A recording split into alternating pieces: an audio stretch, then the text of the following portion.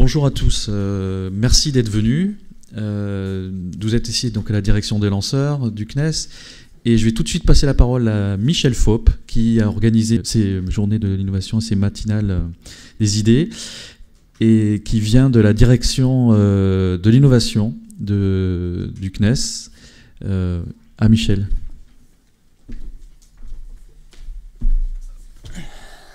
Bonjour mesdames et messieurs, donc je suis très content d'être arrivé jusqu'à Daumesnil pour cette session de clôture des matinales des idées. Donc vous saviez qu'il y avait 5 sessions, une qui pour l'inauguration qui s'est tenue pendant la Semaine nationale de l'innovation publique au siège à Paris.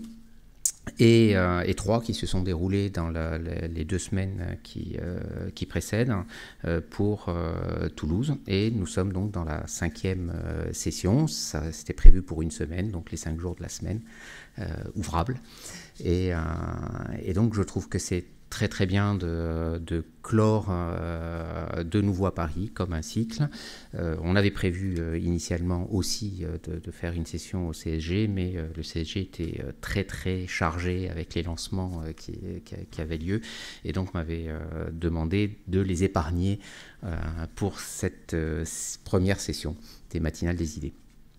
J'ai tenu les gens au courant régulièrement de l'intérêt qu'avaient suscité les sessions précédentes.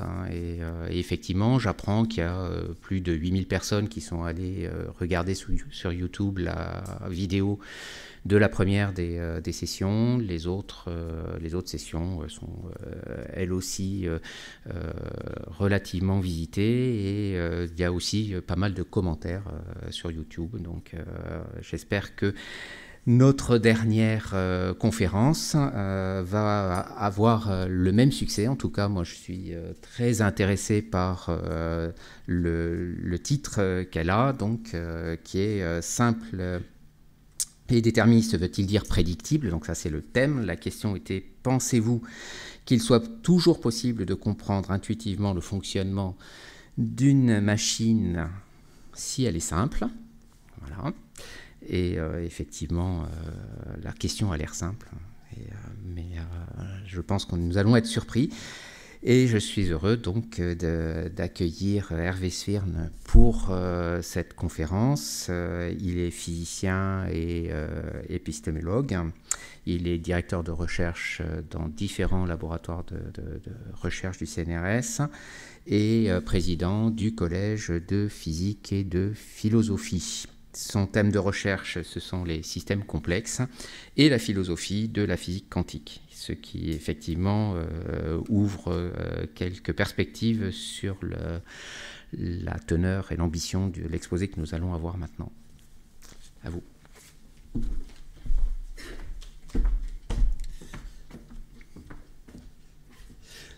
Merci, bonjour. Je suis très heureux d'être parmi vous ce matin pour clore ce cycle de 5 conférences des matinales des idées.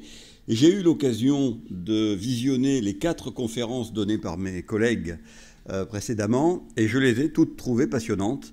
Elles traitent de sujets différents, mais qui ont tous un point commun, c'est le fait qu'ils annoncent des résultats surprenants. Alors, ma conférence de ce matin ne va pas faire exception. Je vais traiter d'une question à laquelle je vais apporter une réponse sans doute étonnante et surprenante, en cela qu'elle va contre l'intuition a priori qu'on pourrait en avoir pour y répondre. La question est, sommes-nous capables, dans tous les cas, de prédire le comportement d'un système si celui-ci est régi par des règles simples et déterministes? Et tout au long de l'exposé, je vais préciser ce que veulent dire les mots simples et déterministes. Et nous verrons que nous allons apporter une réponse qui est sans doute pas celle à laquelle on s'attend à cette question. Alors tout d'abord, une remarque. Cette question pourrait paraître un peu incongrue. Nous sommes ici au CNES et nous connaissons tous les prouesses scientifiques et technologiques que les équipes du CNES réalisent quotidiennement. Après tout, envoyer des hommes dans l'espace est quand même une des tâches les plus compliquées qu'on puisse imaginer. Alors se poser des questions sur des sujets simples, sur des systèmes simples, pourrait vraiment paraître étrange et on pourrait te dire ça n'a même pas besoin d'être considéré. Eh bien, tout au long de mon exposé, je vais tenter de vous montrer qu'en fait, cette question mérite qu'on la regarde de plus près. Pour bien comprendre la réponse que nous allons y apporter avec les éléments de la science contemporaine, il n'est pas inutile d'avoir un éclairage en perspective. Vous savez tous que les idées que nous nous faisons au sujet du monde ont évolué au cours des temps. Bien évidemment, la conception que nous avons du monde qui nous entoure aujourd'hui n'est pas la même que celle qu'on pouvait avoir dans l'Antiquité. Et donc, nous allons commencer par un peu d'histoire. Je vais remonter au temps des Grecs. Et du temps d'Aristote, eh bien, les philosophes, puisqu'à l'époque, les savants étaient aussi des philosophes, il y avait une distinction bien moins nette qu'aujourd'hui entre les scientifiques purs et durs et les philosophes, eh bien, les philosophes, et Aristote en particulier, donc ça remonte à peu près à environ 2500 ans, étaient persuadés qu'il y avait une distinction entre le monde qu'ils appelaient l'Ouranos, qui était le ciel, et qui était constitué des planètes, du soleil et des étoiles, et le monde sublunaire qui est celui dans lequel nous vivons sur la Terre. Pour eux, l'Ouranos était parfait et immuable, tout simplement parce qu'ils observaient le mouvement extrêmement régulier des astres et ils en déduisaient que tout cela était réglé comme une horloge, d'une certaine manière, comme on dirait aujourd'hui. En revanche, le monde sublunaire, c'est-à-dire le monde dans lequel nous vivons, leur paraissait totalement incompréhensible, non prévisible, et ils pensaient qu'en fait, le monde dans lequel nous vivons est simplement sujet aux caprices des divinités qui nous gouvernent. Cette vision a duré très longtemps, puisqu'il a fallu attendre près de 2000 ans pour qu'avec l'arrivée de la science moderne, qu'on doit essentiellement à Galilée puis Newton, on comprenne les choses de manière différente. Galilée a initié la chose, et ensuite Newton a fait un pas essentiel en avant, puisque Newton a fait deux choses très importantes. La première, c'est que par la loi de la gravitation, il a donné une loi qui unifie la manière dont fonctionne le ciel et les choses sur Terre, c'est-à-dire que la même loi est responsable du mouvement des planètes et de la chute d'un corps sur Terre. Ce qui était une unification qui aujourd'hui nous semble parfaitement banale, mais qui à l'époque était une véritable révolution conceptuelle, parce que ça unifiait deux mondes, deux domaines qui étaient considérés comme totalement différents. Ce qu'a fait Newton également, et c'est extrêmement important pour la suite, c'est qu'il a inventé le calcul différentiel avec Leibniz, et qu'il a donc soumis la loi de la gravitation à une équation différentielle, ce qui a une caractéristique particulière, c'est qu'une équation différentielle permet, lorsqu'on connaît l'état initial du système, de prédire son état de manière unique à tout instant ultérieur. Lorsque vous avez un état initial, l'équation différentielle vous permet d'avoir le déroulement de l'état du système tout au long du futur quand il suit cette équation. Et c'est ce qu'on appelle le déterminisme. Le déterminisme est le fait qu'il y a la possibilité d'une action unique dans laquelle le hasard n'intervient absolument pas, et le déroulement du comportement du système est totalement déterminé par la loi qui préside à son fonctionnement. Ce déterminisme a été exprimé sous une forme qui est maintenant très connue, parce que cette phrase que vous voyez là, que je vais vous lire, a été citée des milliers de fois. C'est le paradigme même de la définition du déterminisme, et on la doit à Laplace qui avait perfectionné les méthodes de Newton, qui a fait des calculs de mécanique céleste extraordinairement complexes, et qui avait dit « Nous devons envisager l'état présent de l'univers comme l'effet de son état antérieur et comme la cause de celui qui va suivre. Une intelligence qui, pour un instant donné, connaîtrait toutes les forces dont la nature est animée et la situation respective des êtres qui la composent, si d'ailleurs elle était assez vaste pour soumettre ces données à l'analyse, embrasserait dans la même formule les mouvements des plus grands corps de l'univers et ceux du plus léger des atomes. Rien ne serait incertain pour elle, et l'avenir comme le passé serait présent à ses yeux. » Alors cette phrase a été reprise des milliers de fois parce que toute personne qui parle du déterminisme la cite en exemple, et c'est la définition la plus précise qu'on puisse prendre de ce qu'est le comportement d'un système quand il est déterminé par des équations différentielles.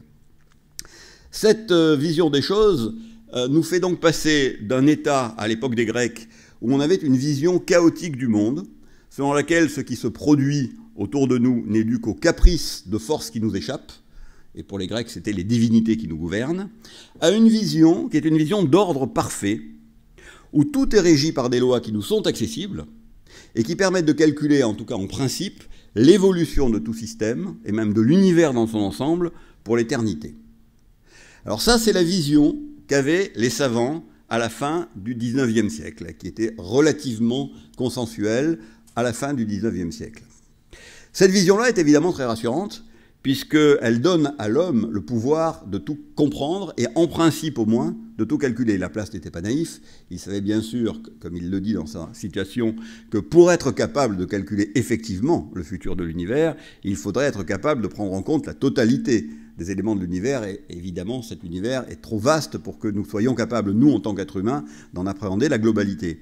Néanmoins, en principe, rien ne s'y opposerait, et c'est donc une vision dans laquelle l'homme domine l'univers d'une certaine manière. L'univers est déterminé, et nous sommes en théorie capables de prédire ce qui va se passer dans le futur.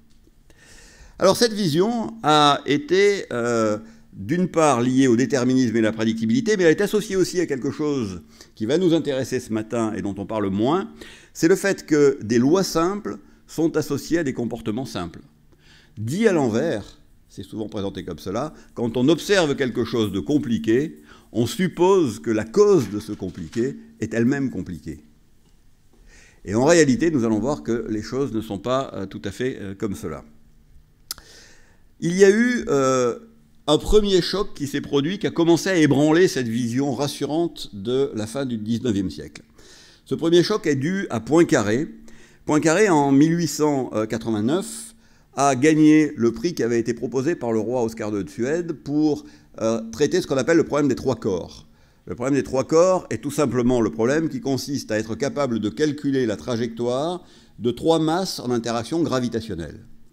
C'était un problème qui résistait à toutes les tentatives d'en trouver des solutions analytiques, et Poincaré, dans son mémoire, avait émis l'hypothèse qu'il n'existait pas de solution analytique, et dans ses nouvelles méthodes pour la mécanique céleste, qu'il a publiées quelques années après, en 92, et puis sur les années suivantes, il a démontré effectivement qu'il n'existe pas de fonctions analytiques qui sont la solution du problème des trois corps. Il a également démontré ce qu'on appelle aujourd'hui la sensibilité aux conditions initiales, c'est-à-dire que de tout petits écarts dans l'état initial du système peuvent s'amplifier assez rapidement. Mais Poincaré, qui était un génie, était en avance, trop en avance sur son temps, comme ça se produit quelquefois, et ses travaux avaient un peu été oubliés, jusqu'en 1960, où un météorologue, Edward Lorenz, a redécouvert d'une certaine manière, et de manière très empirique, les résultats de Poincaré. En fait, l'anecdote raconte qu'il avait fait des calculs de météorologie sur son ordinateur. Alors on était en 1960, les ordinateurs étaient loin d'avoir la puissance qu'ils ont aujourd'hui, et ils n'avaient pas d'écran notamment, ils imprimaient les résultats. Et à un moment donné, il s'est passé quelque chose qui a interrompu les calculs qu'il était en train de faire et qui s'était déroulé pendant un temps assez long. Pour éviter d'avoir à reprendre les calculs à zéro, il a simplement réintroduit dans l'ordinateur les résultats auxquels il s'était arrêté. Bien évidemment, ces résultats étaient arrondis, ils étaient tronqués, ce n'étaient pas des résultats avec une précision infinie. Et à sa grande surprise, ce à quoi il est parvenu en réintroduisant les résultats n'était pas du tout la même chose que ce à quoi il était parvenu une autre fois en partant des résultats du début. Et c'est là qu'on a commencé à réaliser ce qu'on appelle maintenant la sensibilité aux conditions initiales, qui a été popularisée dans le grand public sous le nom d'effet papillon. C'est le fait que de tout petits écarts initiaux, même infimes, peuvent dans certains cas s'amplifier de manière exponentielle, de manière à ce qu'en partant de deux points très très proches l'un de l'autre, on arrive assez rapidement à des points qui divergent totalement et qui nous empêchent de faire une prédiction précise. Alors, cela se manifeste de plein de manières, ça a des applications concrètes dans des tas de domaines qui nous touchent directement. C'est ce qu'on appelle l'horizon de prédiction temporelle, et ça dépend du type de système. Il y a des horizons plus ou moins longs. Un des sujets qui nous touche en priorité, c'est la météo, puisque vous savez, on a quand même maintenant des prévisions météo qui sont d'assez bonne qualité à 15 jours, ce qui n'était pas le cas. Moi, quand j'étais petit, je me rappelle, les prévisions météo, c'était de 2-3 jours, à part des prévisions fantaisistes qui portaient sur l'année d'après, qui étaient données par Albert Simon, mais ça a été oublié depuis. Et aujourd'hui, les prévisions à peu près correctes et précises sont sur une quinzaine de jours. On pense vraisemblablement qu'il y a un horizon de prévision des prévisions météorologiques précises à un horizon d'un mois à un mois et demi, mais que vraisemblablement, nous ne serons jamais capables, précisément, d'aller à des prédictions qui vont au-delà. Un exemple qui, ici, va nous intéresser, parce que nous sommes au CNES, et que ça va toucher le spatial, C'est un exemple que nous voyons dans le système solaire. C'est un satellite de Saturne qui s'appelle Hyperion, qui a cette forme de caillou allongé, qui fait à peu près 320 km de long. Et ce caillou, eh bien, tourne autour de Saturne, et il fait des culbutes dans son orbite, un peu comme un ballon de rugby qui roule sur un terrain. Et ces culbutes sont totalement imprévisibles, à cause justement de ce phénomène de sensibilité aux conditions initiales. Et quand on l'observe, eh bien, on voit qu'il se renverse, il se retourne, et il y a un horizon de prédiction qui est de l'ordre de quelques semaines. Donc si aujourd'hui vous demandez aux astronomes qui font les calculs de prédire quelle est précisément la position d'Hyperion dans sa rotation autour de Saturne, sa rotation sur lui-même, dans 2 mois et demi, eh bien on ne sera pas capable aujourd'hui de le prédire. Un autre exemple que je voudrais vous montrer parce qu'il est illustratif, c'est un petit objet extrêmement simple que j'ai sur mon bureau. J'aurais pu l'amener, mais finalement j'ai préféré faire une vidéo, c'était plus facile. Et cet objet est un petit pendule magnétique avec un champ magnétique oscillant qui est entretenu par une pile, donc c'est vraiment un objet très simple. Et quand vous regardez son fonctionnement, vous voyez qu'il peut tourner dans les 2 sens. Alors de temps en temps, la petite navette spatiale fait un tour complet dans un sens, elle peut faire un tour complet dans l'autre sens, ou bien se balancer sans faire le tour complet. Là, sur la vidéo, ça n'apparaît pas, mais quelquefois, il lui arrive de faire même 2 tours. Eh bien, ce petit système-là est aussi un système chaotique, et l'horizon de prévision est assez court, puisque, au-delà de quelques minutes, même avec des gros ordinateurs et des bons moyens de calcul, on serait incapable de prédire quelle va être la position de cet objet quand on l'observe. Il m'arrive quelquefois, quand je réfléchis à mon bureau, de me perdre dans le mouvement de cette petite machine qui grince, là on ne l'entend pas, mais c'est un objet que je trouve extrêmement fascinant parce qu'il est très simple et en même temps on ne sait pas ce qu'il va faire. Alors ça, ce sont des raisons pour lesquelles on n'arrive pas à prédire les choses, mais je vais passer rapidement là-dessus parce que ce n'est pas vraiment l'objet précis de ce que je voudrais vous montrer ce matin. Je passe en revue les raisons d'imprédictibilité. Une autre raison, c'est la mécanique quantique, et là je vais passer brièvement là-dessus. La mécanique quantique a introduit un changement radical de perspective dans notre manière de voir la nature, puisqu'elle a introduit ce qu'on appelle un indéterminisme essentiel. Cet indéterminisme essentiel consiste à dire que ce sont les lois de la nature elles-mêmes qui comportent une part de hasard, qui n'est pas associée à une méconnaissance des choses, mais qui est une part intrinsèque au fonctionnement de la nature. Alors, vous avez ici la photo d'Erwin Schrödinger, qui est un des pères fondateurs de la mécanique quantique, et en fait, ça n'est pas son équation. Pour ceux qui font un peu de mathématiques, vous reconnaîtrez ici l'équation de Schrödinger, qui est une équation différentielle linéaire, et qui, elle, décrit le fonctionnement des systèmes quantiques lorsqu'ils ne sont soumis à aucune observation, et cela est parfaitement déterministe. Ce qui est en cause, et qui est aussi associé à Schrödinger, parce qu'on l'a popularisé avec le chat de Schrödinger, c'est l'observation en mécanique quantique. Vous avez ici une petite image qui montre le chat à la fois mort et vivant. En fait, ce qui se passe en mécanique quantique, c'est que lorsqu'on observe un système, il y a là, lors de l'observation, un hasard essentiel, du moins dans les théories quantiques qui aujourd'hui sont admises, et c'est l'observation elle-même qui va déterminer le résultat de la mesure en suivant une loi qui est donnée par la loi de Born, mais qui est, par la règle de Born, mais qui est une loi essentiellement probabiliste. Alors c'est une autre cause d'imprédictibilité, cela serait l'objet d'une conférence à part entière, donc je vais refermer la parenthèse, mais il était important de le citer pour montrer les causes existantes à l'heure actuelle que nous connaissons d'imprédictibilité. Donc, à ce stade, eh bien, en termes de sources d'imprédictibilité, nous avons l'indéterminisme de la physique quantique, mais qu'on peut la plupart du temps négliger quand on s'intéresse au monde macroscopique, ou bien, dans le monde macroscopique où vous avez un vrai déterminisme, eh bien, vous avez néanmoins de l'imprédictibilité, qui peut être due soit à une incertitude sur l'état initial, on ne le connaît pas toujours, on a une connaissance imparfaite de cet état initial ou une connaissance statistique de l'état initial qui introduit donc de l'imprédictibilité, soit le phénomène que j'évoquais tout à l'heure de sensibilité aux conditions initiales, soit bien sûr, et je l'ai mis entre parenthèses, parce que vous avez une complexité trop grande. Laplace, qui ne connaissait pas le phénomène de sensibilité aux conditions initiales, s'il était parmi nous aujourd'hui, ne prétendrait quand même pas que nous sommes, nous, êtres humains, capables de prédire l'état futur de l'univers en détail, parce qu'il était parfaitement conscient du fait que la complexité de l'univers était trop grande. Voilà donc les sources habituellement prises en compte d'imprédictibilité d'un système physique. Alors je voudrais en fait, et ça va être l'objet de notre question de ce matin, je voudrais vous en montrer une autre, une nouvelle, et c'est un troisième choc qui va attaquer cette notion de prévisibilité, de prédictibilité, et ce choc est venu de l'étude des systèmes complexes, c'est-à-dire des systèmes qui sont composés d'un nombre qui peut éventuellement être faible, mais qui en général est assez grand, de constituants en interaction non linéaire, et c'est l'aspect non linéaire qui va introduire des choses surprenantes. La linéarité est quelque chose qui nous surprend peu. Notre cerveau est habitué à raisonner de manière linéaire. La non-linéarité nous surprend en permanence parce qu'elle est source de choses extraordinairement contre-intuitives. Et c'est dans les systèmes complexes qu'on constate que des lois simples n'impliquent pas forcément des comportements simples. Donc, nouvelle source d'imprédictibilité dont je vais vous parler, ce qui va s'appeler l'irréductibilité computationnelle. C'est un petit peu difficile à prononcer. L'irréductibilité computationnelle, je vais vous expliquer ce que ça veut dire. Et pour être plus simple, j'écris CIR pour, en fait, Computational Irreducibility en anglais. Ce concept-là a été, disons, une des premières fois mis en avant par Stephen Wolfram dans un article qui est paru dans Physical Review Letters, dans lequel il disait « Le comportement d'un système peut être trouvé uniquement par simulation directe ou par observation. Aucune procédure générale de prédiction n'est possible. » C'est cela qu'il a donné comme définition à ce concept.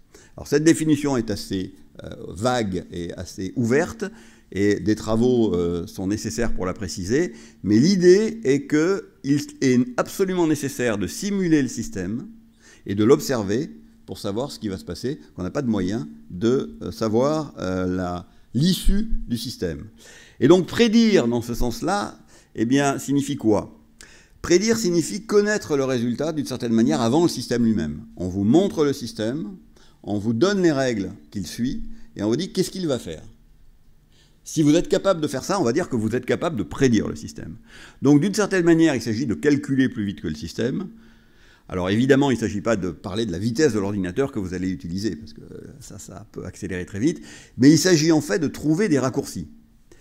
En fait, on dira qu'un système est computationnellement irréductible si l'algorithme qui le simule à travers une stricte imitation de ce que fait le système, étape par étape, ne peut pas être court-circuité.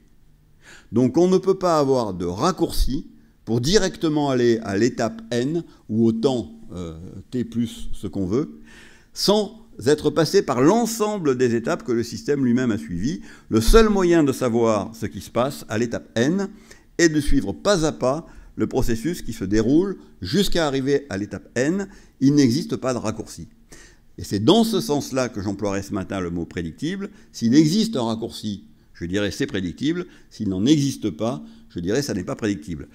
Et je précise tout de suite que non prédictible dans ce sens-là ne veut pas dire qu'on n'aura aucun moyen de savoir ce qui va se passer, parce que bien évidemment, et je suis ici dans une société qui est spécialiste de ce sujet-là, par simulation, nous pouvons bien sûr arriver à obtenir le résultat. Mais la simulation pas à pas est le seul moyen de parvenir au résultat. Aucun raccourci n'est possible. Alors, je vais vous donner quelques exemples concrets de cela. Et ce type de comportement est assez universel et s'applique à des tas de systèmes du monde qui nous entourent. Mais pour l'exemple, et parce que c'est beaucoup plus commode quand on veut faire une simulation sur ordinateur, je vais vous donner des exemples qui sont issus du domaine des automates cellulaires. Les automates cellulaires sont des objets mathématiques qui ont été inventés dans les années 40 par von Neumann et Ulam, et qui sont en fait des descriptions de l'évolution à temps discret, donc on a des pas de temps, d'une configuration qui va évoluer en fonction de règles vers une autre configuration. Et c'est un outil extraordinaire, parce que d'une part, les choses sont simples au sens que vous allez voir, j'aurais pas besoin d'expliquer ce que veut dire simple, parce que vous-même direz, mais c'est très simple, intuitivement ça se comprendra tout seul, mais également parce que ces automates cellulaires, en termes de vision des choses, donnent une image extrêmement spectaculaire et extrêmement démonstrative de ce qu'on veut dire. Donc j'ai choisi les automates cellulaires pour vous prouver ce que je voudrais arriver à donner comme réponse à la question ce matin. Et je vais commencer par la fourmi de Langton. Langton est un informaticien qui a travaillé dans le domaine de l'intelligence artificielle, de la vie artificielle, et il a inventé, il y a déjà une quarantaine d'années, un automate cellulaire qui est le suivant. Vous avez une fourmi, vous avez des cases, donc une grille, et vous avez une fourmi qui est posée sur une case, et cette fourmi suit des règles extrêmement simples. Si la fourmi est sur une case noire, elle tourne de 90 degrés vers la droite, elle change la couleur de la case qui devient blanche, et elle avance d'une case. Inversement, si la fourmi est sur une case blanche, elle tourne de 90 degrés vers la gauche cette fois-ci, elle change la couleur de la case qui devient noire, et elle avance d'une case. Bon, vous avez là un exemple, la fourmi est sur une case blanche, vous la voyez qui se tourne vers la droite, elle change la case de la couleur en noir, et, pardon, elle s'est tournée vers la gauche, elle change la case de la couleur de la case en noir, et elle avance vers la gauche. Bon. Alors, vous voyez que ces règles sont vraiment extrêmement simples, n'importe qui peut les comprendre, et apparemment, quand on se dit que va faire une fourmi si on lui fait suivre ces règles-là, si je pose la question à quelqu'un qui n'a jamais vu cet automate fonctionner, la réponse spontanée qui vient à l'esprit, c'est de dire probablement, soit elle va partir en ligne droite, mais peut-être pas, puis elle va faire des zigzags, ou elle va construire un motif géométrique régulier, et puis il ne va rien se passer de beaucoup plus intéressant. Eh bien, vous allez voir que tel n'est pas le cas, puisque je vous montre la fourmi elle-même, et voilà ce que fait la fourmi. Et vous voyez que la fourmi se déplace en suivant les règles que j'ai indiquées tout à l'heure, et que ce qu'elle produit sur le damier est loin d'être régulier, et loin d'être compréhensible. La fourmi crée un motif qui paraît totalement chaotique et aléatoire. Alors que bien évidemment, il n'y a rien d'aléatoire dans les règles que j'ai données tout à l'heure. Alors, on peut la laisser tourner comme ça pendant un certain temps. Pour les gens qui ont des problèmes d'insomnie, ça peut aider le soir. On ne va pas le faire parce que le but n'est pas que vous vous endormiez ce matin. Au contraire, j'ai besoin que vous soyez réveillés pour la discussion de tout à l'heure. Je vais tout de suite vous donner le résultat, parce qu'on peut attendre longtemps si on le regarde comme cela. On peut attendre en fait environ 10 000 pas d'itération, ce qui est quand même très long. On ne va pas les attendre ce matin. Et lorsque on laisse la fourmi marcher 10 000 pas, eh bien, on a finalement un motif de ce style-là, c'est d'ailleurs pas de ce style-là, c'est ce motif-là, très précisément, qui apparaît. Vous voyez un motif qui est complètement étrange, en ce sens qu'aucune régularité n'y apparaît, c'est pas un motif géométrique, et ça semble aléatoire. Alors ça n'est pas aléatoire puisque ça suit des règles précises, mais c'est ce qu'on appelle un chemin pseudo-aléatoire. Ça n'est pas aléatoire en réalité, mais ça semble aléatoire. Et cela pendant 10 000 pas. Mais ça n'est pas le plus surprenant, ça serait déjà surprenant si on avait ce résultat-là. Mais la chose beaucoup plus surprenante est ce qui se passe après. Au bout de 10 000 pas, eh bien, la fourmi se met à construire une sorte d'autoroute avec un motif récurrent de 104 pas qui se répète indéfiniment. Et voilà le trajet que suit la fourmi. Après avoir erré pendant 10 000 pas, elle se met à partir en ligne droite en poursuivant ce chemin qui se poursuit à l'infini. Alors je vais vous montrer sur une simulation en accéléré, parce qu'on ne va pas attendre le temps qu'il faudrait attendre à la vitesse de la simulation précédente. Je vais vous montrer sur une simulation accélérée ce que donne avec 3 fourmis de couleurs différentes, et vous allez voir, vous avez 3 fourmis, une verte, une rouge et une bleue, et vous voyez, alors c'est très accéléré, donc je recommence, et vous voyez qu'en accéléré ça fait ce motif bizarre, et hop, alors elles ne sont pas orientées de la même manière, mais ça n'a pas d'importance. Les fourmis se mettent tout d'un coup à partir en ligne droite, et quand elles sont parties en ligne droite, alors on voit le tracé revenir parce que ça boucle, quand elles repartent en ligne droite, eh bien, elles partent à l'infini en ligne droite comme ça.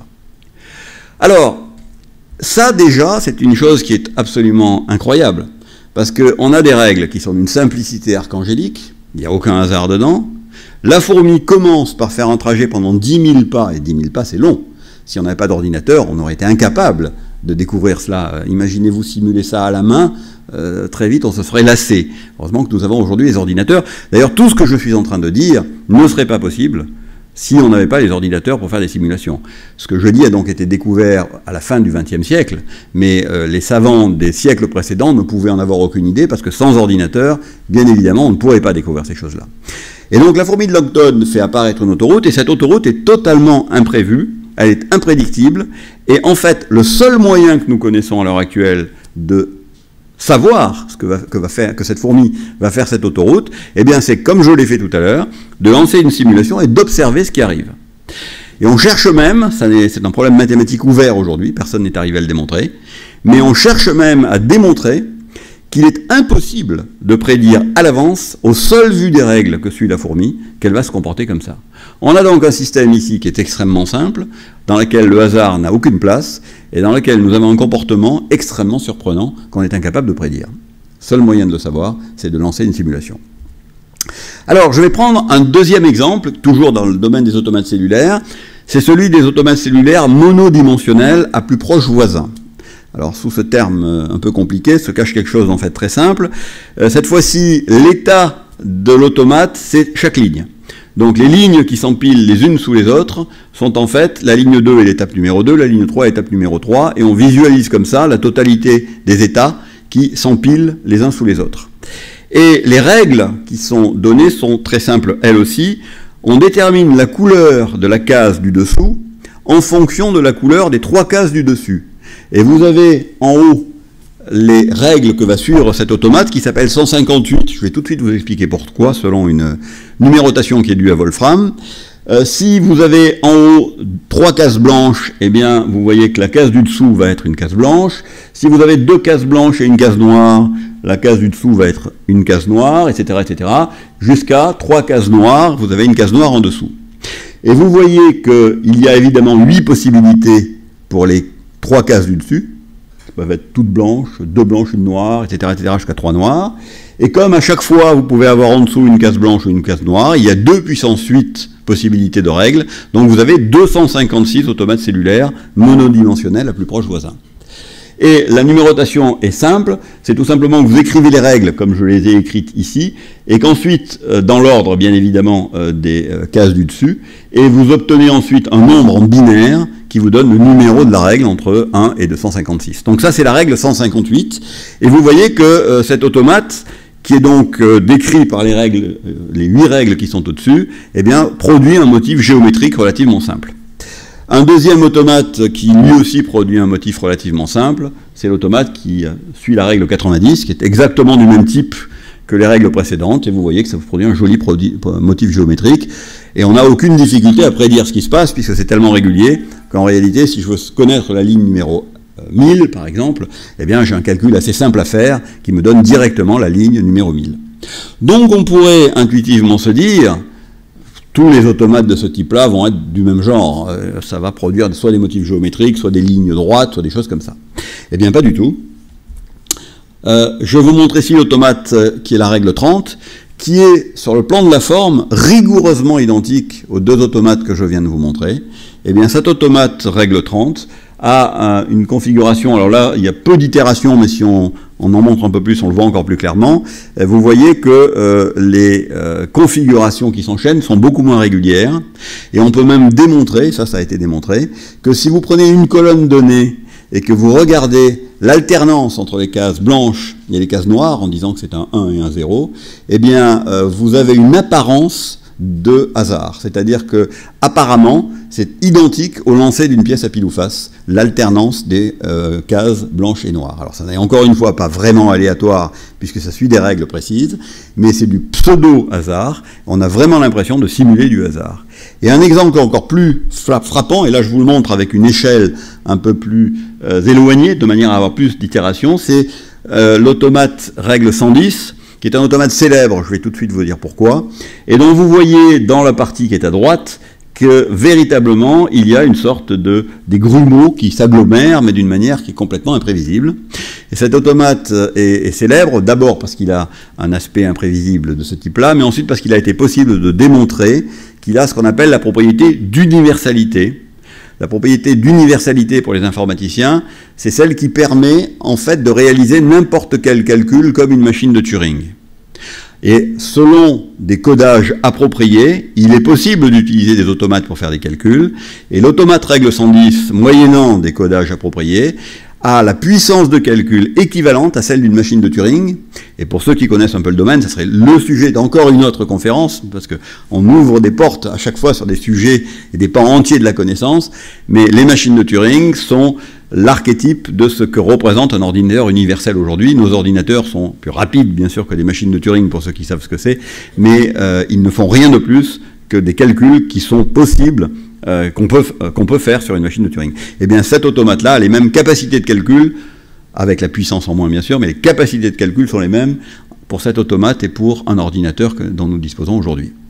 Voilà donc d'autres exemples de systèmes qui sont décrits par des règles extrêmement simples à décrire, dans lesquels le hasard n'a rien à faire et qui pourtant aboutissent à des comportements qu'on observe, mais qu'on est très surpris d'observer.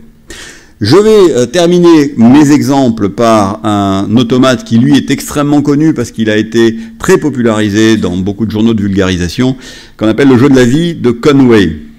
Le jeu de la vie, c'est un automate cellulaire à 2 dimensions. Alors je vais un peu comme la fourmi, sauf que vous avez des cases noires qui sont supposées être vivantes. Bon, le noir et vivant, ça ne va pas ensemble, mais en fait, c'est parce que la case est là et que le reste du damier est blanc. On pourrait évidemment avoir repris la règle inverse, mais c'est plus joli en faisant un grand damier noir avec blanc avec des cases noires. Donc, une cellule vivante est une cellule noire. Quand une case est blanche, il n'y a pas de cellule vivante dedans. Et le jeu consiste à dire qu'on va faire des itérations.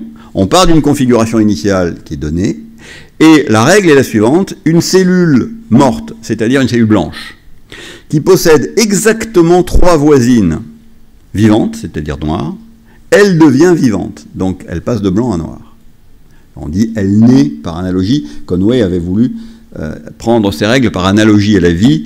Quand vous avez 3 voisins vivants, vous naissez. Alors évidemment, en général, pour nous, c'est plutôt 2, mais il avait pris 3 pour des raisons mathématiques. Et une cellule vivante qui possède 2 ou 3 voisines vivantes le reste. En revanche, si la cellule possède plus de 3 cellules vivantes à côté, elle meurt d'étouffement. Et si elle possède moins de 2 cellules vivantes, elle meurt d'isolation. Voilà. En gros, c'est la métaphore que Conway avait employée. Donc, encore une fois, des règles extrêmement simples. Et je vous montre ici 3 configurations initiales qui sont stables. Prenez la configuration du milieu. Eh bien, si vous prenez, par exemple, la cellule noire qui est en haut à droite, eh bien, vous constaterez qu'elle est entourée exactement de 2 cellules noires. Donc, à la génération d'après, l'étape d'après, elle restera noire. Si vous prenez la cellule blanche qui est à côté d'elle, elle est entourée uniquement de 2 cellules noires, donc elle ne va pas naître et donc elle restera blanche, etc. Vous pouvez constater que les règles sont suivies. Donc, ces configurations-là sont des configurations stables du jeu de la vie. Je vous montre ici des configurations qui, elles, ne sont pas stables, mais qui sont cycliques. Les 2 configurations du haut ont un cycle de période 2. Celle du haut est un clignotant, et celle du milieu, je ne sais plus comment elle s'appelle. Et vous avez en 3e position une configuration qui, elle, a un cycle 3. Vous voyez, on part des 4 ronds, et puis on y revient au bout de 3 périodes. Donc, voilà un 2e exemple de configuration qui n'est pas stable, mais qui est cyclique. Et vous avez ici, ne tenez pas compte de la couleur qui n'a pas d'importance, la couleur, c'est comme si c'était noir. Eh bien, vous avez ce qu'on appelle un glisseur. Le glisseur est une configuration extrêmement intéressante. Évidemment, là, ça revient au départ, parce qu'en fait, c'est une configuration qui se déplace vers le bas à droite, et qui se reproduit égale à elle-même en s'étant déplacée continuellement vers le bas à droite. Donc c'est une configuration qui ne meurt pas, parce que certaines configurations disparaissent. Celle-là ne meurt pas, et elle se déplace de cette manière-là. Et vous voyez ici sur des exemples qui sont relativement petits, puisqu'il y a peu de cellules dans la configuration initiale, eh bien vous voyez que nous avons affaire à des choses qui ont des comportements totalement différents, alors même que les règles qui président à l'itération des états sont strictement identiques. L'aspect surprenant, c'est l'imprédictibilité justement du devenir d'une configuration initiale dans le jeu de la vie. Si par exemple je vous montre cette configuration initiale qui est vraiment très simple, c'est un petit genre de petit pont, et que je vous dis qu'est-ce que ça va devenir, eh bien, à moins que certains d'entre vous connaissent cette configuration initiale et qu'on fasse un petit sondage dans la salle, je suis à peu près persuadé que personne ne va être capable de me dire ce que va devenir cette configuration. Eh bien, je ne vais pas laisser traîner le suspense trop longtemps. La configuration, au bout de 110 itérations, devient une magnifique figure de clown. Et bien évidemment, l'apparition de cette figure de clown est totalement imprévisible. Personne aujourd'hui n'est capable de dire directement, à partir de la configuration initiale qui est ce petit pont, qu'au bout de 110 itérations, on obtiendra une figure de clown comme celle-ci. Ça, c'est l'essence même de l'imprédictibilité de ces systèmes. Il y a même des questions dans le jeu de la vie dont on a pu prouver mathématiquement un certain nombre de propriétés qui sont négatives. La question de savoir si une configuration initiale va demeurer éternellement ou va finir par s'éteindre est une question qu'on appelle en mathématiques indécidable. Ça signifie qu'on a pu prouver qu'il n'existe aucun algorithme mathématique permettant, quand on lui donne en entrée une configuration initiale, de déterminer si cette configuration va mourir, ce qui se produit dans beaucoup de cas de configuration, ou si elle va être éternelle. Cette question-là, qui pour autant paraît extrêmement simple, eh bien, est aujourd'hui une question, c'est pas aujourd'hui d'ailleurs, on a prouvé aujourd'hui qu'elle est indécidable, c'est-à-dire que jamais nous n'aurons la réponse à cette question de manière générale. Bien évidemment, pour des configurations particulières, on peut savoir que la configuration va s'éteindre lorsque on simule et qu'on la voit disparaître.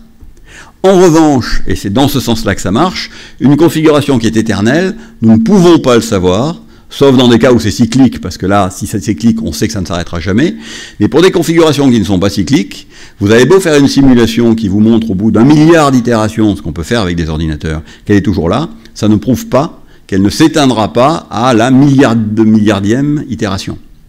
Et ce problème-là est un problème dont on peut montrer mathématiquement qu'il n'existe pas de réponse algorithmique à cette question, ce qui est quand même fascinant, pour des règles qui sont aussi simples que celles que je viens de montrer. Alors, ces exemples-là, je vous montre ici aussi une autre et dernière configuration qu'on appelle un lance-glisseur. Vous avez une configuration en haut qui fabrique des glisseurs que vous voyez s'échapper vers le bas à droite. Cette configuration-là est éternelle parce que, en la voyant fonctionner, on comprend son fonctionnement là intuitivement et on voit bien qu'elle ne s'éteindra jamais puisque ça répète toujours la même chose avec des glisseurs qui s'en échappent. Voilà. Qu'est-ce que ces exemples ont en commun? Eh bien, tout d'abord le fait qu'on constate leur comportement, qu'on le voit par simulation, mais qu'on est incapable de l'anticiper à la simple vue, des règles de base, alors que ces règles sont très simples, je n'ai même pas besoin de définir ce que veut dire simple, vous l'avez vu vous-même, et déterministes, il n'y a aucune part de hasard. Ce sont des phénomènes qu'on qualifie souvent d'émergents. Ce sont des phénomènes qui sont présents dans beaucoup de systèmes qui sont régis par des règles simples, mais qui ont un comportement complexe. Et une des grandes leçons que nous a permis, en fait, de savoir et de découvrir, que nous ont permis de découvrir les ordinateurs, c'est le fait que ce type de comportements, qui sont très simples à décrire dans leur fonctionnement, mais dont le comportement lui-même devient très complexe, a été découvert à l'aide des ordinateurs. Avant les ordinateurs, on n'avait pas la capacité à la main d'aller assez loin dans les simulations pour se rendre compte de cela. Donc ça, c'était une découverte relativement moderne. Maintenant, les ordinateurs ne sont plus considérés comme modernes, mais c'est grâce aux ordinateurs que ça a ouvert un pan complet de la connaissance avec des problèmes conceptuels extrêmement intéressants. Le comportement collectif n'apparaît pas immédiatement à la vue du comportement individuel, et ça, c'est une caractéristique de l'émergence. Alors, qu'est-ce qu'il faut pour qu'il y ait émergence? Et qui dit émergence dit non-prédictibilité, eh bien il faut qu'il y ait en général deux niveaux. Il y a un niveau qu'on qualifie de niveau individuel et un niveau collectif, ou un niveau micro et un niveau macro. On a la plupart du temps une bonne connaissance des règles du niveau micro, on sait les décrire et souvent elles peuvent être très simples. Néanmoins, ce qu'on observe au niveau macro, au niveau collectif, est apparemment irréductible aux règles du niveau micro. Je dis bien apparemment parce que le niveau macroscopique résulte de manière parfaitement causale du niveau microscopique. Mais nous n'avons pas les moyens algorithmiques d'anticiper directement sur le comportement futur du système. On est obligé de procéder par une simulation et d'observer ce qui se passe. Alors, pour résumer, et on va ensuite passer aux questions, pour résumer, je dirais qu'il y a émergence et non non-prédictibilité quand il n'existe aucun moyen plus rapide que la simulation pour prédire le comportement du système et l'apparition du phénomène qu'on observe. Le phénomène n'est donc plus prédictible au sens habituel du terme, puisque habituellement, quand on veut prédire quelque chose, c'est qu'on a un raccourci pour aller directement au résultat. Bien évidemment, le phénomène reste prédictible par simulation dans les cas simples. Les cas d'émergence en physique sont beaucoup plus complexes et il peut arriver que la complexité du système lui-même aboutisse à des résultats qui, même par simulation, nous échappent. On a fait d'énormes progrès dans ce domaine, puisqu'on est au CNES, on peut parler des simulations numériques qui sont faites pour l'apparition des galaxies, par exemple, où il y a eu des progrès gigantesques sur la création des galaxies qui ont été faits, avec des simulations numériques maintenant énormes et qui donnent des résultats extraordinaires. Mais nous sommes encore dans l'incapacité de prédire dans le détail et de simuler dans le détail la formation de l'univers, même si on a eu des progrès énormes qui ont été faits ces dernières années. Pour revenir à la physique, on devrait normalement être capable de prédire les propriétés d'un liquide comme l'eau, qui est quand même le liquide courant qui nous entoure. Et bien, même si de gros progrès ont été faits dans ce domaine, c'est ce qu'on appelle des calculs ab initio, qui prédisent les propriétés de la molécule d'eau à partir des propriétés de ses composants hydrogène et oxygène. Et bien, même si on a fait d'énormes progrès, on n'arrive même pas pour l'eau à prédire exactement les propriétés de l'eau à partir de ses constituants individuels. Donc, nous avons des marges de progression, bien qu'en principe et en théorie, ça soit possible. Donc, en général, eh bien, on observe ce qui se passe, mais on ne peut pas dire, et ça sera là le mot d'introduction à la discussion, on ne peut pas dire qu'on comprend pourquoi cela arrive. Quand je vous montre la formule Langton, vous êtes capable, si vous vous amusez à programmer ça sur votre ordinateur personnel, vous pourrez reproduire cet automate, vous le regarderez, vous saurez ce qu'il va faire après l'avoir vu, vous saurez le faire parce que c'est déterministe et ça se reproduit de la même manière. En revanche, moi je le regarde depuis des années, j'ai toujours pas compris pourquoi c'est comme ça, et je ne suis pas le seul, c'est ça qui me rassure, c'est que personne ne comprend pourquoi c'est comme ça, puisque aucun mathématicien n'est aujourd'hui capable de prouver que, à partir des règles initiales, ça va donner ce résultat. Donc ce sont des phénomènes qu'on observe et qui nous surprennent. Alors ce sont des choses qui sont en cours de réflexion. Je vous donne, pour ceux qui éventuellement sont intéressés, quelques références auxquelles vous pourrez vous reporter sur des articles un peu plus récents sur ces sujets-là. Il y a 2 articles qui sont des articles un peu techniques, mais il y a un article qui est paru dans un livre grand public qui explique ce que je viens de dire de manière un peu plus détaillée, donc pour ceux qui sont intéressés. Voilà, je vous remercie. Si ces phénomènes imprédictibles ont un état stable devrait être une limite calculable. Lorsque nous avons un système qui a un état stable, eh bien, comme je l'ai montré par exemple pour les configurations du jeu de la vie, effectivement, ça devient calculable, puisque ce sont des configurations qui donnent lieu à un état qui, lui, n'est pas imprédictible. En revanche, savoir si un système atteindra un état stable est une question indécidable. Parce que si on était capable de répondre à cette question de manière algorithmique, c'est-à-dire vous avez un programme d'ordinateur, je lui donne une configuration initiale, et il va calculer, sans faire la simulation à l'infini, parce qu'évidemment ça peut prendre très longtemps, l'infini, il faut attendre longtemps pour que ça s'arrête, il faudrait être capable de prédire l'apparition d'un état stable, et ça on ne sait pas le faire. Ce qui veut dire que lorsqu'on observe qu'il y a un état stable, ou sur des systèmes qui sont suffisamment courts en termes de cycle, où on voit ce qui se passe, évidemment qu'on retrouve la prédictibilité, puisque là, il n'y a plus aucune incertitude. L'incertitude porte sur les systèmes qui ne sont pas cycliques et qui se déroulent pendant suffisamment longtemps pour qu'ils échappent à nos capacités d'aller jusqu'au bout, en quelque sorte.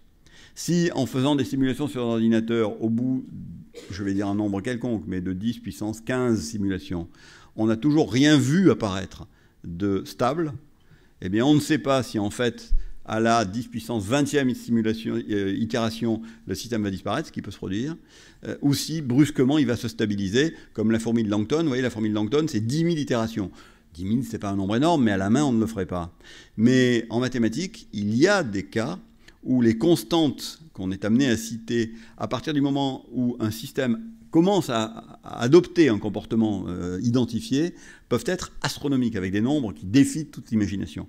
Et c'est dans ce monde-là que vivent les systèmes mathématiques et pour lequel, dans ces cas-là, on n'a aucun moyen de prévision.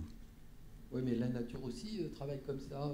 Les planètes se stabilisent parce qu'un petit grain de sable fait que ça diverge, c'est chaotique, mais ces divergences-là arrivent à se compenser, disons, en fonction d'une phase instantanée. Et c'est ce calcul de phase qui fait que après ça devient stable. Alors il y a des cas où ça se produit. Maintenant, vous parlez des planètes. Le système solaire qui apparaissait aux Grecs comme étant le summum de la régularité et de la stabilité, on sait maintenant que le système solaire est chaotique. et qui a un horizon de prévision qui est de l'ordre d'une centaine de millions d'années. Ça dépend des planètes, etc., mais de l'ordre d'une centaine de millions d'années. Ce qui veut dire qu'aujourd'hui, nous ne savons pas prédire et calculer quelle sera la position précise de Vénus dans 300 millions d'années.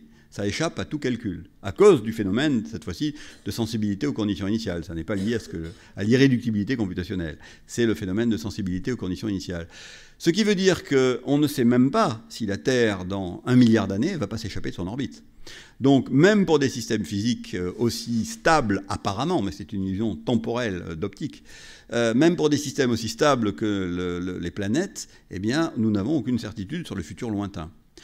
Nous avons, en fait, éduqué notre cerveau à fonctionner dans un environnement extrêmement restreint.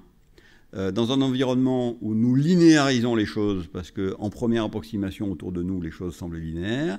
Dans un environnement où nous sommes au niveau mésoscopique, c'est-à-dire qu'on est entre le microscopique où la mécanique quantique intervient, et le macroscopique du grand univers qui nous échappe en grande partie.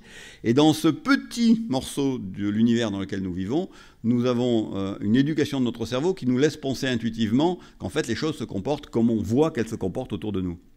Heureusement, autour de nous, elles continuent à se comporter comme ça, sinon on n'oserait même plus ouvrir une porte. Mais il ne faut pas extrapoler au-delà de la toute petite partie du monde dans laquelle nous vivons. Dès qu'on déborde de cela, et en mathématiques on a vite fait, parce que les grands nombres sont très vite atteints, eh bien dès qu'on déborde de cela, on n'a plus aucune certitude, et il existe des cas où on en a, des cas simples où on est capable de calculer les choses, mais ça représente un cas très infime par rapport à la majorité des autres cas. Je reviens à des choses un peu basiques, c'est-à-dire que je me disais, je ne sais pas s'il y a des liens entre cette théorie et les activités humaines, j'allais dire quotidiennes.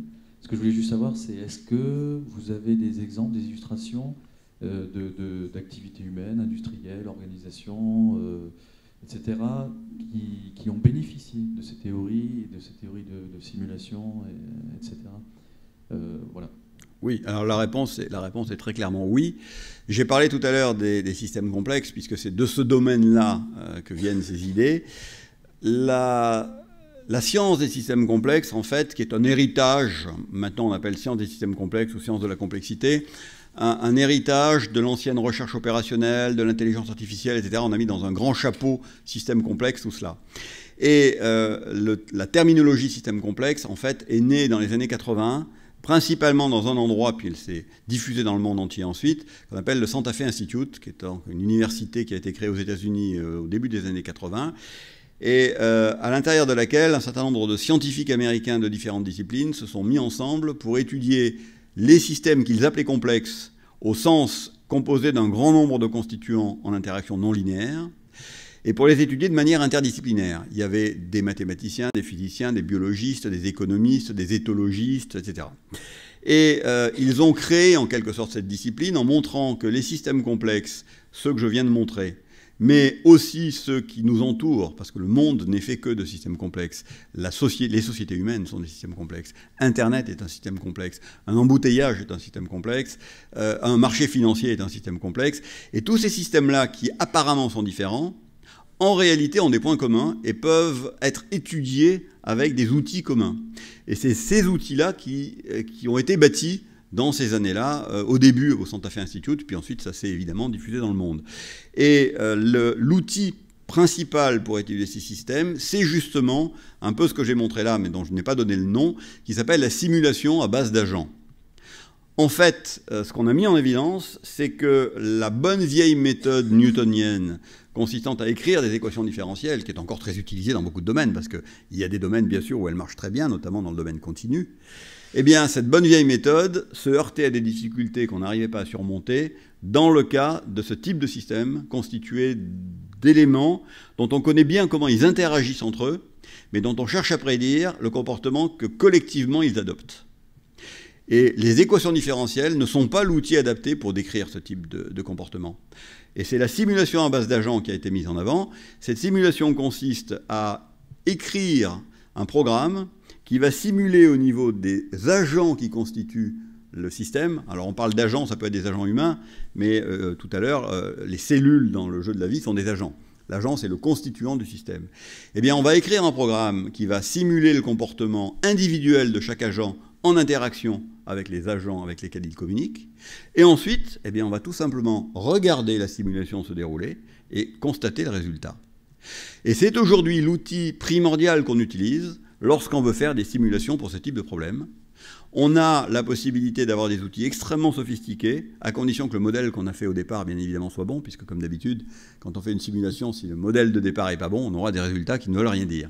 Mais quand on a fait un modèle suffisamment rigoureux, on a un outil d'une flexibilité énorme, parce que vous pouvez tester des hypothèses, ce qu'on ne peut pas faire grandeur nature, en modifiant quelque peu les règles que vous faites suivre à vos agents, et vous voyez, en simulant les résultats à une échéance qui est celle qui vous intéresse, le résultat que cela va donner. Et cela marche pour les chaînes de production industrielles, et cela marche pour certains types de prédictions sociales, très difficiles, et cela marche pour les problèmes mécaniques, etc. Et donc, il y a tout un pan d'activités qui utilise ces idées-là dans le domaine industriel, dans le domaine social, dans le domaine économique pour faire des prévisions. Juste un complément. Donc simulation d'agents, moi je pense que je me réfère à ce qu'on connaît, c'est je prends un modèle différentiel, un modèle analytique d'un constituant, je le relie aux autres modèles des constituants, j'en déduis un comportement. Quand je finis par faire vivre mon système réel, ma question c'est est-ce que il y a des méthodologies aussi nous on appelle ça du recalage, mais de reprise des modélisations pour justement refaire coller la simulation à la réalité et l'améliorer dans ses prévisions. C'est un élément essentiel. C'est un élément essentiel parce qu'évidemment, quand on s'amuse avec la fourmi de Langton, c'est nous qui avons inventé les règles, donc on sait que ce sera les bonnes puisqu'on les a nous-mêmes décrites, prédites. En revanche, lorsque on veut modéliser un système réel, la difficulté majeure, surtout quand c'est un système qu'on connaît peu, qui est un système social, pour les systèmes physiques, les choses sont quelquefois très complexes, bien sûr, mais d'une certaine manière, on a un certain nombre de guides qui nous aident. Pour les systèmes sociaux, les choses sont beaucoup plus difficiles parce qu'il n'y a pas de règles universelles, de lois universelles de la physique, ça existe, les lois universelles du comportement humain, on ne les a pas encore découvertes. Donc quand on veut modéliser, par exemple, le comportement dans certaines circonstances d'une collectivité humaine, on est obligé de faire des modèles qui essayent de deviner les motivations psychologiques de chaque agent par rapport aux autres, ce qui est un exercice extrêmement difficile. Et là, on a besoin de recaler le modèle que nous avons, c'est-à-dire qu'il y a une phase préliminaire essentielle qu'on appelle le calibrage du modèle, la calibration du modèle, qui consiste à tester des hypothèses, à voir le résultat qu'elles produisent, et à constater si c'est conforme à ce qu'on observe dans la réalité, ou si au contraire il y a une divergence avec ce qu'on voit, ce qui nous oblige à refaire le modèle différemment.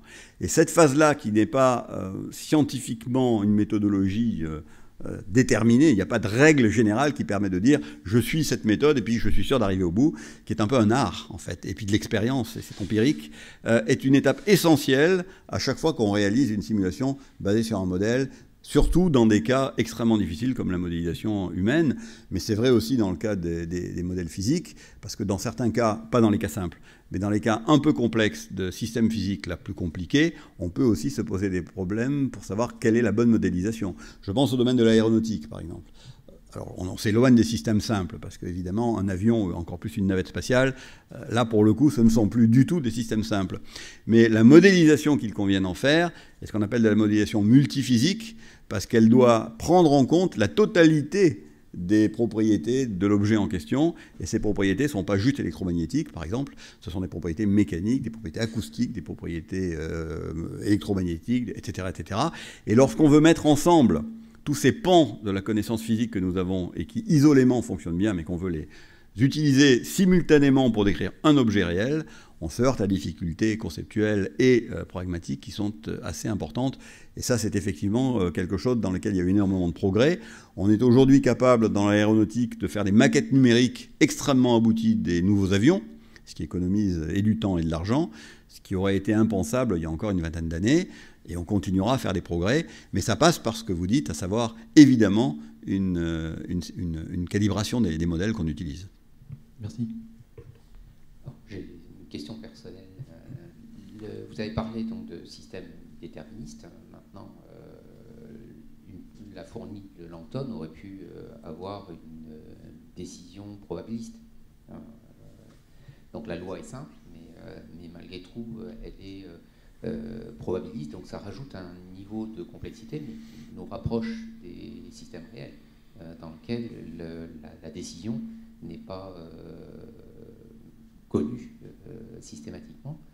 Est-ce qu'il y a des travaux qui sont théoriques, qui sont sur ces agents à comportement probabiliste et pas uniquement des agents à comportement déterministe? Il y a des travaux sur les... J'en ai pas parlé parce que là, j'étais... le cadre de la question que j'avais posée était le cadre déterministe.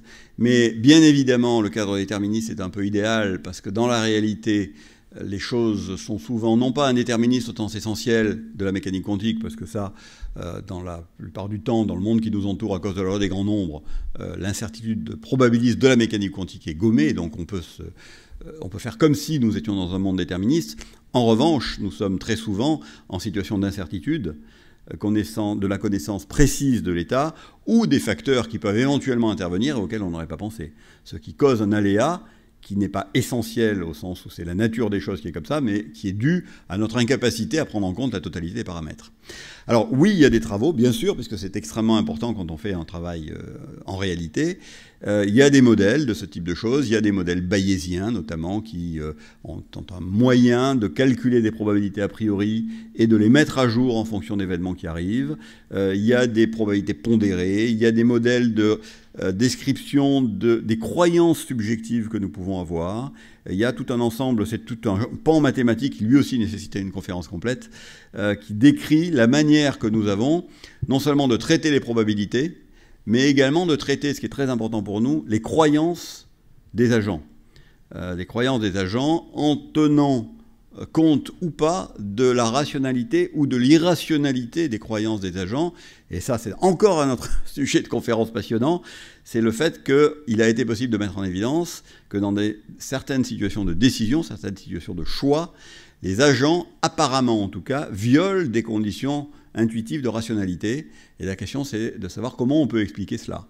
Et c'est tout un pan de recherche dans lequel, évidemment, on ne peut pas rentrer ce matin, ce n'est pas l'objet du débat, mais qui est un pan de recherche très actif et très intéressant. Oui, bonjour. Est-ce que c'est appliqué pour les prévisions météorologiques? Ce que j'ai montré concerne principalement des systèmes qu'on peut décrire sous forme discrète. La météo fonctionne différemment. La météo fonctionne plus dans le cadre habituel des équations différentielles. Les modèles météorologiques sont des gros systèmes énormes et extrêmement compliqués avec un nombre de variables de plus en plus grand qu'on est capable de prendre en compte, d'équations différentielles. Et l'enjeu majeur de la météo aujourd'hui, c'est d'être capable, non pas de résoudre ces équations parce qu'elles n'ont pas de solution explicite, ça serait trop merveilleux, trop simple. On est obligé de faire des approximations, des approximations des solutions avec des ordinateurs de plus en plus puissants. C'est pour ça que les super ordinateurs qu'utilise la météo sont parmi les plus gros du monde, de manière à pouvoir prendre en compte le plus grand nombre d'informations sur la température, la pression, le plus possible de points sur la surface de la Terre, et avec des modèles qui sont des modèles qui, en fonction de toutes ces informations, sont capables de prédire l'évolution de chacune de ces variables. Et c'est donc plus dans le cadre des systèmes à équations différentielles que fonctionne la météo. Ce que j'ai décrit dans la deuxième partie de mon exposé concerne plus des modèles qu'on peut modéliser sous la forme de pas de temps discrets, avec des règles qui donnent des itérations, mais qui sont par des sauts successifs et non pas des modèles continus. Alors, j'ai un commentaire plutôt qu'une question qui me vient par Internet. Alors, je ne suis même pas sûr de comprendre ce qu'est le texte, donc c'est un défi pour vous. Et j'espère que vous serez capable de commenter pour nous l'expliciter. Donc, voilà, je vous lis le texte. Dire qu'elle est simple sous-entend que l'interface homme-machine est à la portée de l'utilisateur. Le fonctionnement est intuitif avec une interface homme-machine qui suit la logique de l'opérateur, avec un langage intuitif et non en notation polonaise. Ce que cache un logiciel dépend des options de codage et des astuces de la logique programmée. Il est cependant possible d'avoir des raccourcis, comme dans les jeux PC. La nature est une machine dont on ne comprend pas la source d'énergie, chimique pour la naissance de la vie, ou la matière noire que l'on suppose exister pour adapter la théorie liée à l'énergie noire. Est-ce une question? Non, je ne sais pas. Pas grand-chose à dire. Il y a un certain nombre d'affirmations qu'on pourrait commenter une par une, qui sont un peu incompréhensibles pour certaines et carrément fausses pour d'autres. Je ne sais pas quoi répondre à cette question-là, parce qu'il n'y a pas de question en vérité. Il y a un certain nombre d'assertions qui sont pour chacune d'entre elles. On peut faire des commentaires sur chacune d'entre elles, mais je crois que ça ne sera pas très utile. Je pense que ça illustre un peu la complexité du processus qu'on voulait mettre en œuvre, qui était un processus collectif et itératif. C'est-à-dire qu'effectivement, les commentaires se génèrent un flux de pensée qui puisse devenir une contribution positive à la réflexion. Et effectivement, on est dans une première étape dans laquelle on aurait de la génération de complexité en termes de commentaires, et pas encore les itérations qui permettent d'aller jusqu'aux questions. Et on ne sait pas le prédire à l'avance, quel sera le résultat de la 10e itération de cette séance. Voilà, je vous propose du coup de clore sur ce sujet. Je remercie les participants pour leur patience, puisqu'on a eu quelques aléas techniques qui nous ont retardés dans le démarrage, et aussi les gens qui, du côté technique, se sont débattus pour nous permettre le streaming. Et je laisse la place à Laurence pour la synthèse. Merci. Alors, simple et déterministe veut-il dire prédictible? Merci beaucoup Hervé Svirn pour cette brillante présentation. Je vais aller jusqu'à dire démonstration, même si on a démontré à la fin que rien n'était démontrable ou qu'on était en passe de le faire. C'est quand même une belle démonstration. Merci à vous ici. Merci à ceux qui ont suivi en streaming avec un peu de décalage, mais quand même. Donc merci à tous pour votre participation active. Alors je tente dans cette espèce de chaos, je crois que c'était ce à quoi on en est arrivé aussi, une sorte de synthèse de ce que nous a dit Hervé. Alors pensez-vous, c'était la question du débat aujourd'hui, qu'il soit toujours possible de comprendre intuitivement le fonctionnement d'une machine si elle est simple? Alors d'emblée, Hervé ajoute un niveau de complexité. Il dit qu'il existe des systèmes simples et entièrement déterministes, c'est-à-dire pour lesquels le hasard ne joue aucun rôle, mais dont il est cependant impossible de prédire le comportement. Donc la barre est placée très haut, d'emblée, on n'a pas de surprise de ce côté-là. Alors, on prend tout de suite un peu de recul, on va se positionner au 19e siècle, parce que c'est là que l'idée est née d'un monde qui est régi par des lois simples et déterministes, et que nous pouvons prévoir l'avenir, mais à une condition seulement de connaître avec suffisamment de précision les lois qui régissent l'univers et qui régissent sa situation initiale. Situation à un moment donné, en tout cas. Alors, depuis le 19e siècle, le temps s'est écoulé et Hervé nous fait état de 3 chocs. Le premier choc qui arrive avec l'étude des systèmes chaotiques, et on s'est aperçu en fait qu'une variation infinitésimale, donc toute petite, des conditions initiales pouvait avoir des conséquences énormes à long terme. Et donc même si l'univers suivait des lois simples que nous connaîtrions, du fait des limites de nos instruments de mesure, il ne serait pas possible de faire des prédictions à long terme. Et là, Hervé fait état de l'horizon des prévisions. J'ai trouvé ça très beau, presque poétique, tellement vrai, et nous laissant présager de ce qui allait arriver par la suite, c'est-à-dire le chaos qui s'emballe.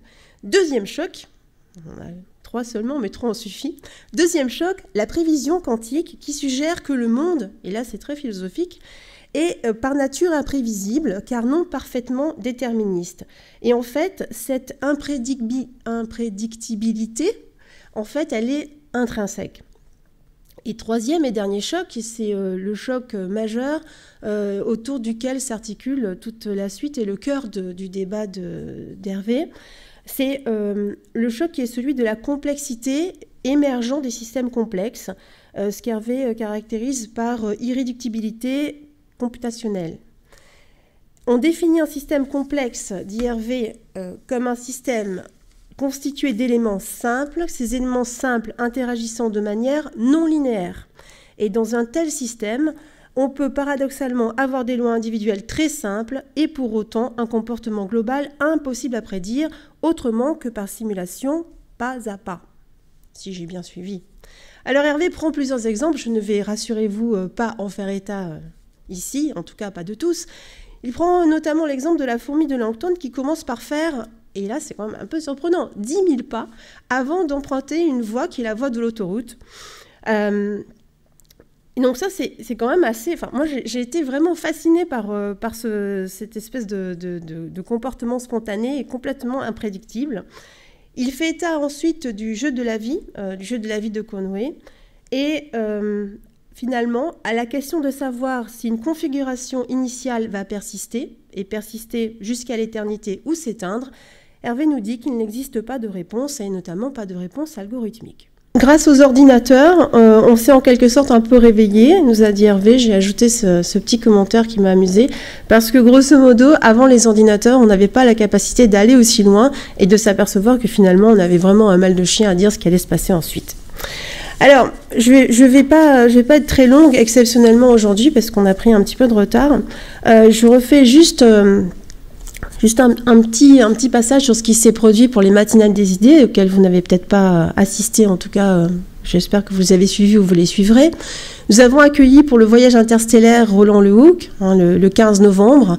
Il nous a transportés au-delà dans le système interstellaire très très loin. Nous avons accueilli Nicolas Gauvry ensuite, qui nous a posé la question de savoir si nous pouvions nous fier à nos intuitions pour prendre des décisions. Ensuite, Jean-Christophe Bailly, oui, mais vous pourrez le suivre. Vous pourrez suivre sur la chaîne. Ensuite, pas Jean-Christophe Bailly, mais Jean-Paul Delahaye nous a fait état de tout un panel de stratégies que l'on pouvait mettre en place et combiner entre elles pour coopérer au mieux. Et enfin, Jean-Christophe Bailly a rendu extrêmement ténue la frontière entre le réel et la virtualité pour ouvrir un champ immense qui est le champ des expérimentations.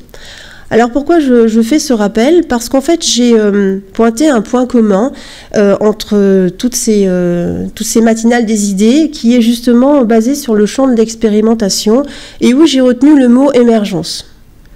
Toutes les personnes qui sont intervenues ont parlé à leur façon, de façon complémentaire, d'émergence. Et j'ajoute cette jolie phrase que j'ai reprise d'Hervé qui dit « étonnant, surprenant, qui va contre l'intuition pour répondre ».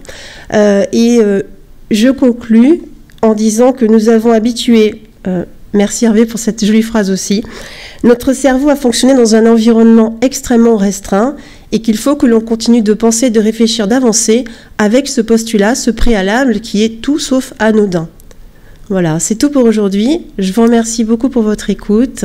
Je vous souhaite une très belle journée et je vous dis à bientôt pour d'autres matinales dans d'autres contextes que celui de l'innovation des journées publiques de l'innovation. Merci.